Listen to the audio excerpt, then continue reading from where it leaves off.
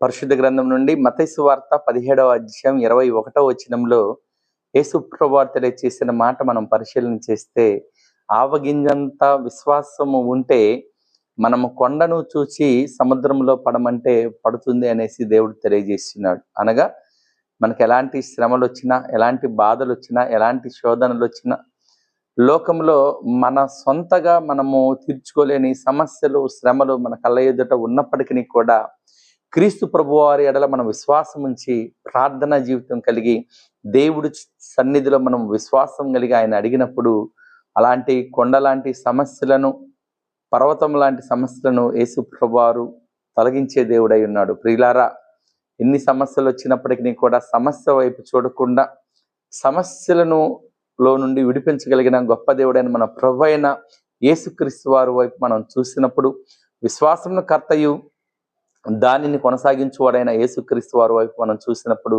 మన సమస్యలన్నిటిని కూడా, మన శ్రమలన్నిటిని కూడా యేసు ప్రభువారు తొలగించి మనల్ని ఆశీర్వదించే దేవుడై ఉన్నాడని తెలియజేయచ్చు. దేవుడి వాక్యమును దీవించును గాక. ఆమేన్.